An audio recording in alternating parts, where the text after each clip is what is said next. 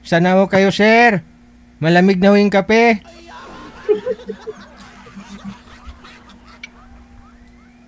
Romeo, si Ma'am Juliet to, nasa linya.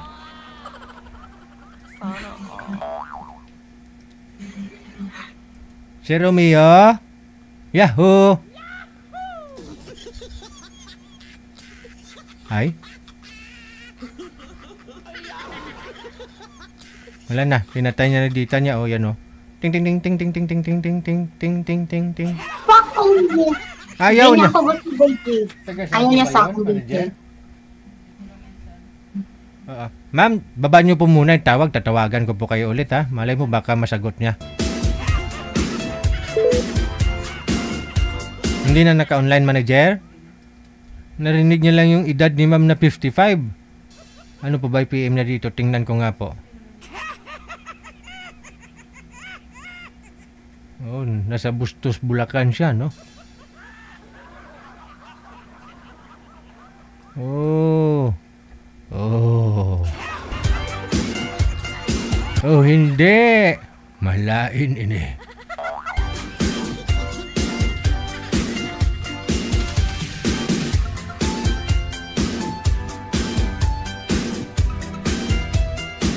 Hindi talaga. Online siya, manager, oh. Online po siya. Andyan siya, oh.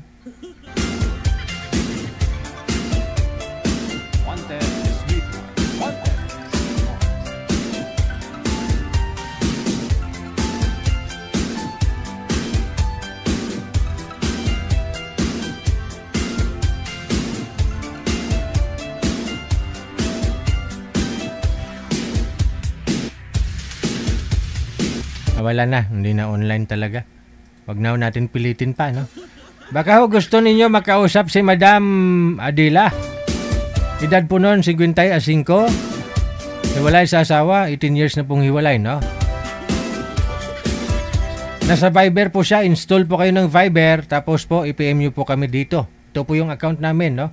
Sa Viber or sa Imo, pareho lang ho yan. Sabihin nyo po na gusto nyo po makausap si Ma'am Adela. Meron na? Aba. Meron na po, ma'am, no?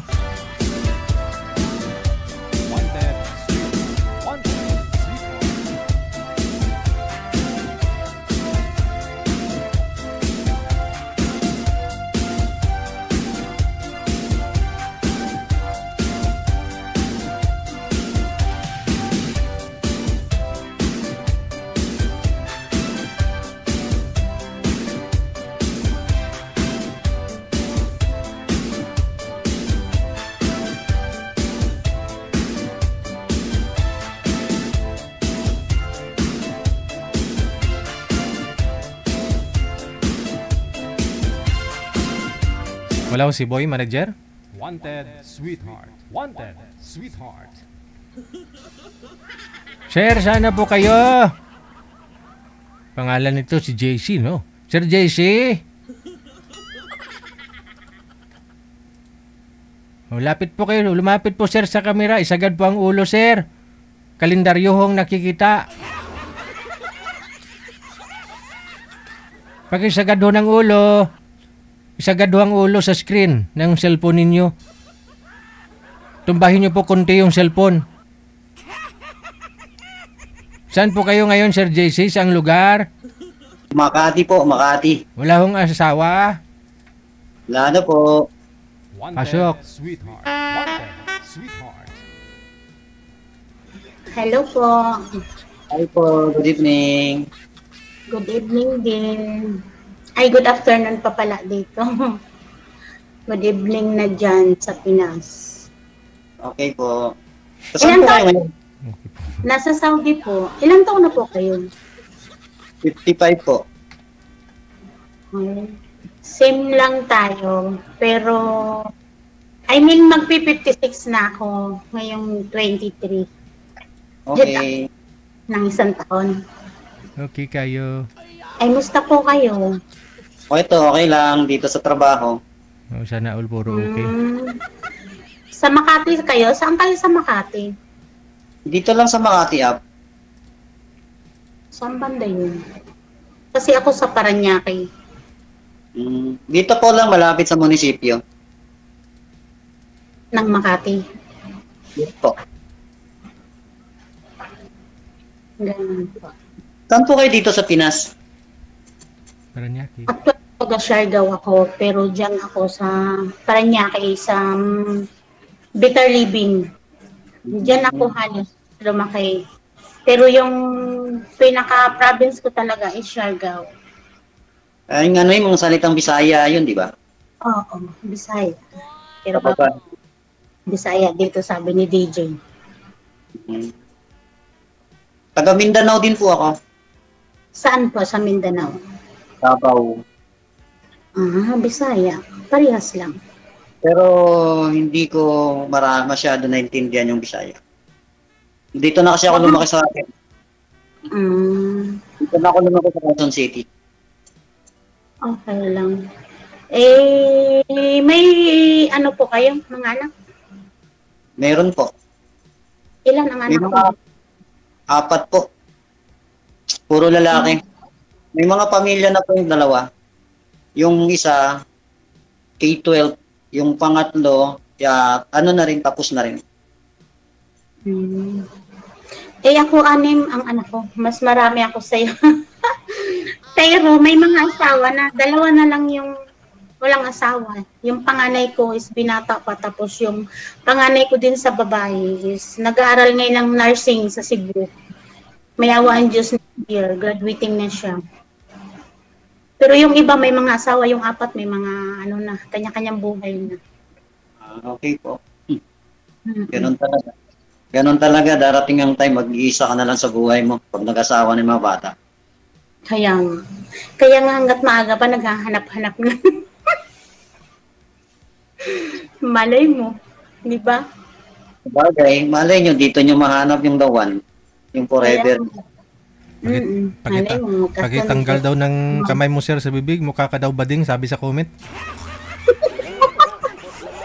Di bale na po, di bale na.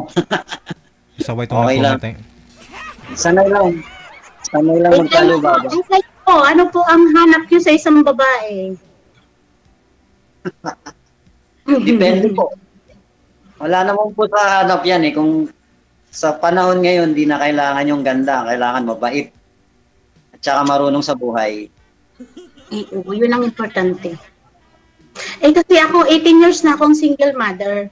Makita mo naman, ako lang mag-isa nag-provide sa mga anak ko, lahat. Awa ng Diyos. Nakakaraos din. Ganun na lang, pabalik-balik ako. I mean, start ng abroad ako noong 2013. Tapos, ngayon, eto ako ulit. Kaya pa naman. May awa ng Diyos. Tinanggap pa. Basta ex-abroad. Walang problema. Kahit na 50 plus na. Basta kaya pa. Basta kaya pa yan. Go, go, go lang. Oo. Kasi ang hirap dyan sa Pilipinas, hindi yung kita ko. Kasi sa dami ko mga anak, siyempre sa akin lang aasa kahit may mga pamilya na. Mama pa rin. Ganun naman talaga eh. Umaasa kay mama. Oo, Diyos mio, konting bagay, mama. Ay, walang magagawa. Anak mo yun. Sana magpupunta. Wala ng papa.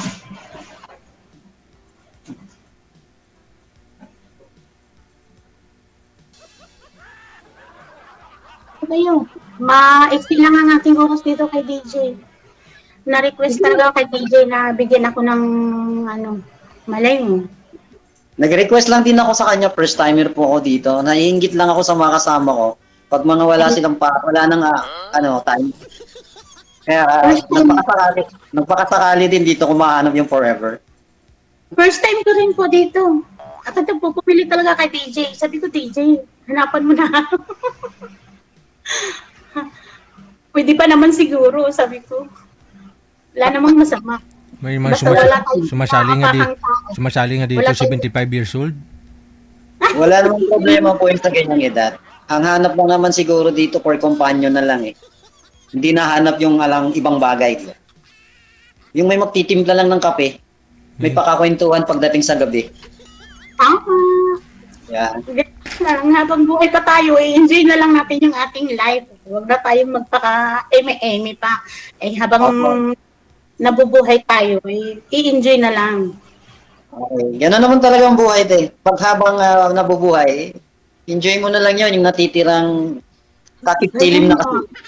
Lalo na yung mga medyo may mga edad na. Napapansin ako dito, pag nanonood ako ng live, mga choosy pa no?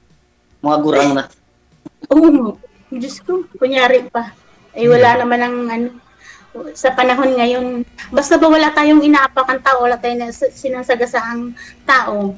Go lang yung kailangan maging choosy kasi kung matanda na, scam pa, mahirap po yun, no? Kaya choosy talaga dapat. Oo, sa pag-asawa. Totoo yan, DJ. Ako hindi yan. Wala na siya. Entertainment.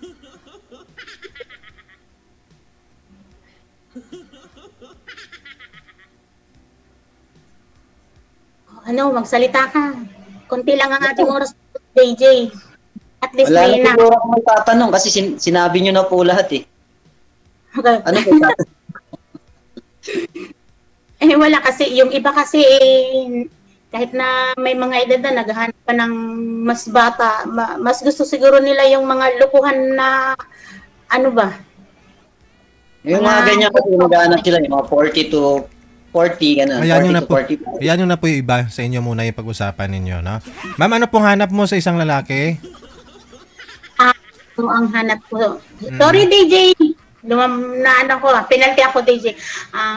Ako ang hanap ko naman, DJ, sa isang lalaki is yung tanggap ako ng buong buo, yung importante respeto sa isa't isa. May trabaho.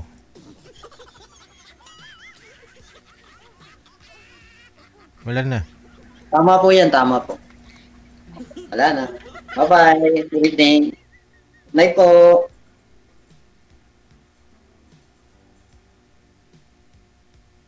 Baba niyo po muna, sir. Tawagan po natin ulit. Baka sakali.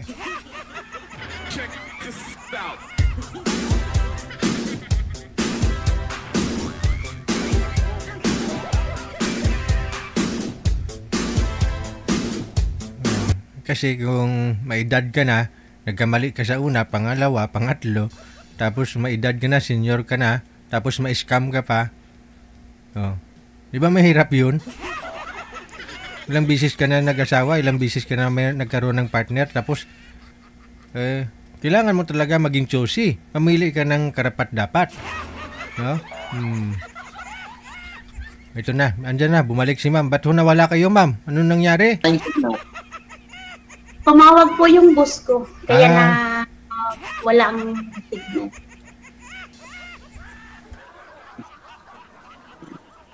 DJ, ilang minuto pa ba? Sige po, ma'am. Tanong po kayo, ma'am. Sasabihin ko po pag wala ng oras. Ay, ganun. Nangirit pa si ma'am. Pwede po ba i-deliver ko lang muna yung hinihingi ng amo ko? Saglit lang, sir. Mga 3. Okay lang, DJ? Anong deliver mo, ma'am? Bigas? Nanghihingi ng nakasit na yung food nila. Ang kaso, doon ko nilagay sa baba. Gusto ilipat ko sa 3rd floor. Pwede, DJ? Aray, matagal yun. Sige, sige. Connected naman na po kayo. Maraming salamat sa inyo. Good luck, no? Sige. Sige po. Thank you po. Bye.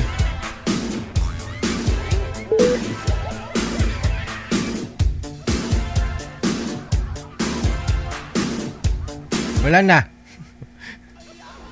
Kakain na pala yung mga amo. Ba't kasi sa baba, sa 3rd floor pala kakain eh? Ikaw nakain na doon yung pagkain, tamad mga amo niya, no? Tamad bumaba. Gusto talaga ilipat sa taas.